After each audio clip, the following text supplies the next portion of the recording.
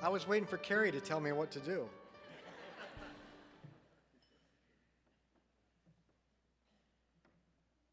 Fall of 1992,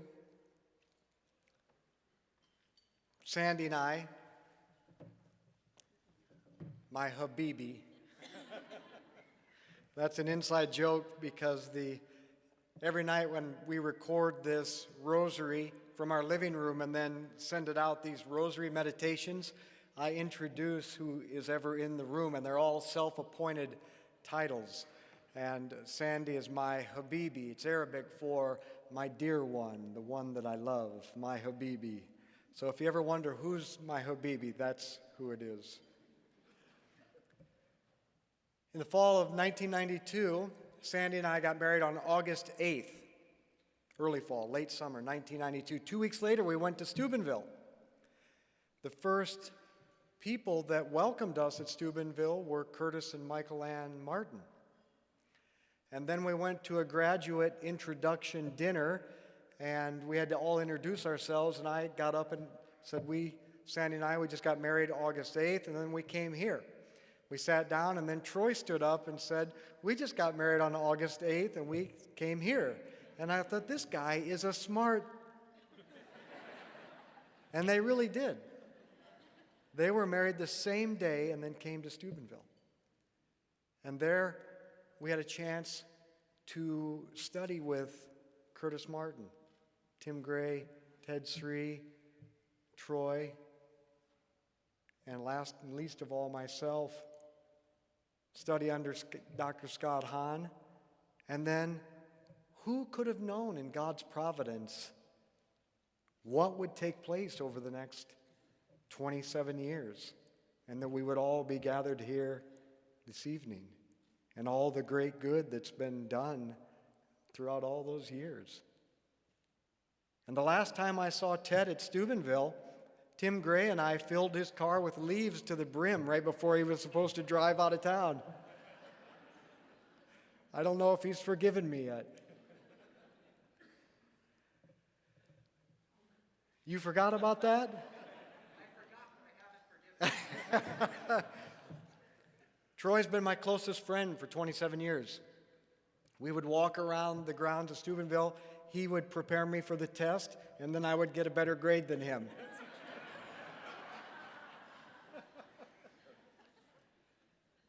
It was Ted Sri, Monsignor Vince Crisci, tried to get Ted Sri to come to KU and start a program. And Ted said, no. But I know a guy crazy enough to do it. So Monsignor Crisci at KU called my house in Dayton, got my wife on the phone, and said, I'd like to interest you in coming to Kansas. My wife said, hell no. That next fall, we came to Kansas. Started a program at KU, forming the students in their faith, and what grew out of that was Archbishop Kelleher inviting us down to Kansas City to broaden the ministry to parishes. And then under Archbishop Naumann, we started the Holy Family School of Faith. Archbishop Naumann, Steve Sharp, John Mangini, Rich Henry. And the IRS wouldn't let us have just the School of Faith. They said it was too short. So we belong to the Holy Family.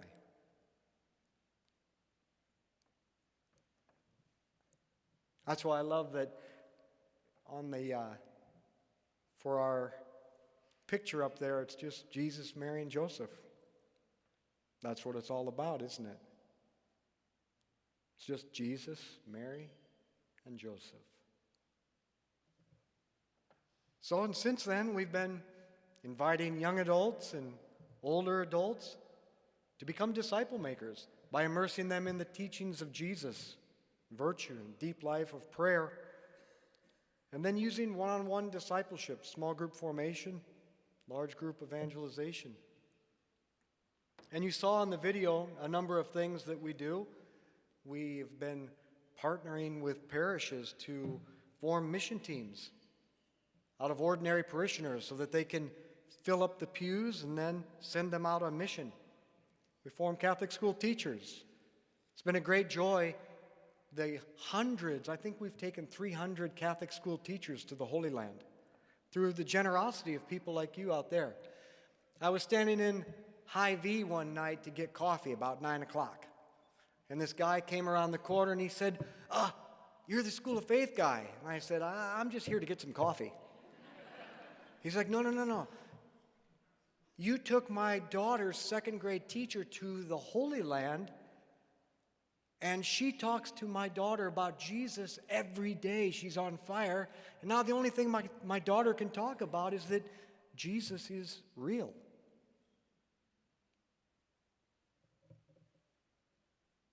We lead people to a deep life of prayer, but then they need spiritual directors.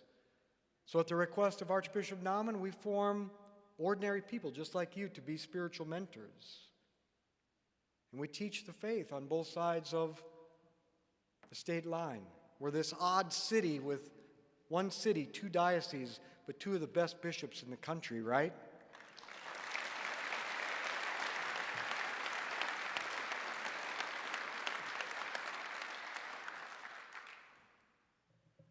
And if God wills, with this wonderful collaboration with Bishop Johnston, more and more forming young people in Kansas City, young adults, City on the Hill, this fantastic ministry.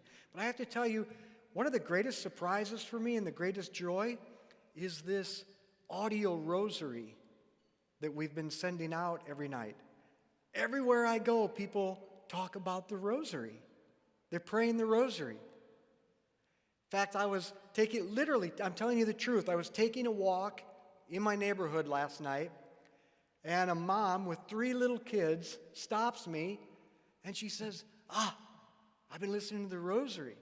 And she waves her kids over, and they run up, little kids.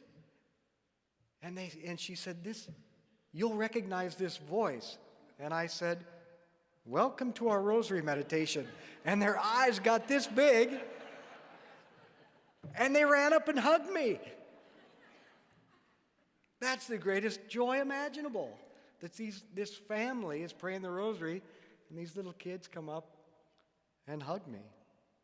But with all of this, we have to instill the fundamental DNA of every Christian. What is the fundamental DNA of every Christian? It's a deep life of friendship with Jesus in prayer.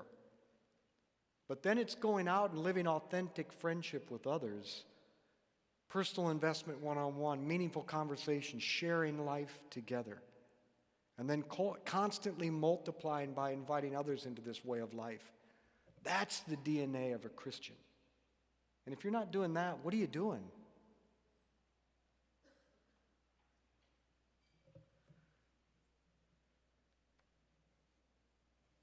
We're in the midst of a cosmic battle. We are in the midst of a cosmic battle. It's the great battle between the woman clothed with the sun and the great red dragon, the ancient serpent, the devil. But Our Lady has promised the triumph of her Immaculate Heart. Ultimately, we belong to Our Lady. School of Faith, it belongs to Our Lady, and we exist to be part of this battle. And what's our most important weapon? The rosary. But also, your own personal cross, accepted and united to the cross of Jesus for souls. And then to go out through authentic friendship and share life together. Jesus and Mary are inviting us to join the battlefield. Enter the battlefield. Join the battle. I think Abbot James and the monks, they're on the battlefield. You know, Thomas Merton has this vision of these Cistercian monks. They come from the Benedictines. These Cistercian monks walking back from the field, praying their rosary. Thomas Merton sees them coming, and he sees them walking back, praying the rosary. And he has this thought that maybe they're saving the whole world from self-destruction just by their prayer. They're still saving the world from self-destruction by their prayer. I thank our Archbishop Naumann for being on the battlefield, and Bishop Johnston. But we need all of you to get in the game through a deeper life of prayer, accepting and offering your sacrifices for souls. But let us, through the School of Faith, equip you to be disciple makers. Let us help equip your parish so that you can be a disciple maker for the world. We want to take every necessary risk, every courageous venture God presents to us, and we want to do the greatest possible good for souls. But we need you to join us in this. It's not just our mission. This isn't about the School of Faith or TEDS 3 or even Benedictine College. This is about every one of us joining the battlefield, entering into the mission.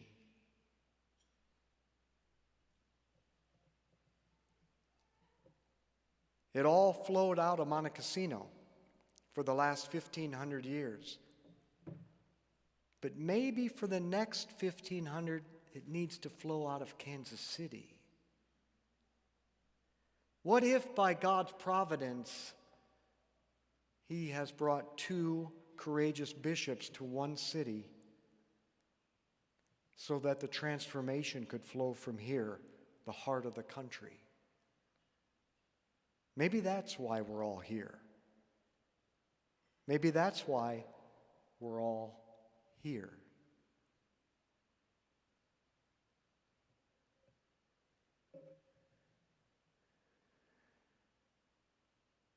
Let's be apostles of the Rosary. Share this with others.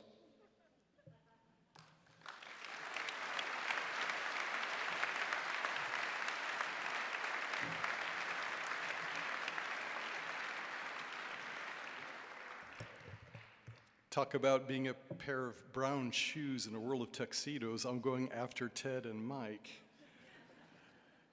And I'll make it quick. No longer than 30 or 40 minutes. Mike and I have been the closest of friends since 1992, along with Ted. And we haven't been together. I was talking with Ted and his beautiful wife, Beth, earlier tonight. We haven't been together with our wives and each other for 20 years like this. So it's awesome. And being so close with Mike, the Holy Family School of Faith has grown out of our relationship, our friendship, and I wanted to work with him. Back in Steubenville, we talked about it, and we never thought it'd be possible because I'm from Colorado, he was from Iowa, my parents are from Iowa, his parents were from Iowa, and we have this kind of tight bond. But he came out in 1999 spring break to bring some college students to Denver to do the Habitat for Humanity program to build homes. And we had him over to our house and we got to talking, and he said, "You need to come out to Kansas." I said, "Mike, people from Colorado don't move to Kansas. People from Kansas move to Colorado. You need to come out here." Well, we see who won. I came out just a few months later and love it out here. I don't see myself going back to Colorado for visits. My family is here, so they still live in Colorado. As our friendship grew, so did this vision grow, and Mike was always the driver, and I was always the guy asleep in the passenger seat. And we'd get somewhere, and they'd say, "Hey, great work, you made it." And I'd be like, "Where are we? What do we do? It's fine. I'll take awards by being the guy who holds coattails." We had the honor of having Kerry Hillier come on board with us in 2009. Due to a tragedy in her family, a special needs child had passed away, Hannah, a beautiful girl who's the patron saint in some ways of Holy Family School of Faith.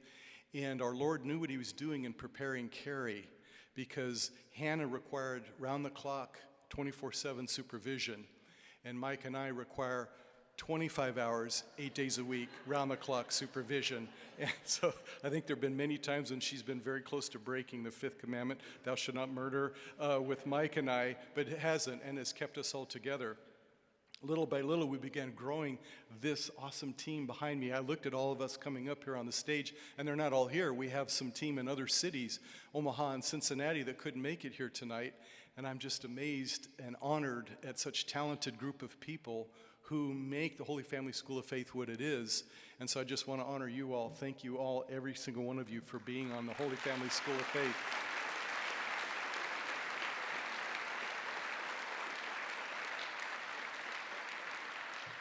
Now they too get to put up with Mike and Troy 25 hours a day, 8 days a week, and I'm sure sometimes they've been thinking about throwing in the towel as well. And finally, I want to thank the Benedictine monks. I've gotten to know a few of them through the years. I've known Abbot James for many years. I got to know Brother Levin through the spiritual mentorship program that Mike mentioned earlier. And I've gotten to know Father Gabriel Landis, who's become a very good friend of mine, a world traveler with me. He and I are going to Mexico this week to see Our Lady of Guadalupe, as well as many of the other monks. When I look at their life, I look at how they live their community, their prayer life, how prayer and the sacraments root them in terms of their vibrancy and their effectiveness and their mission. This has been an inspiration for us in the Holy Family School of Faith.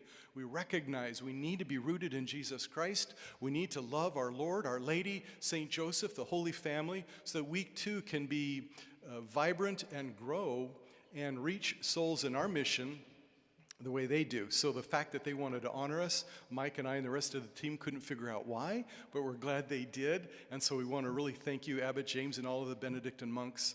We're really, really deeply honored. So God bless you all. Thank you all for being here, and may the Lord bless you all. God bless.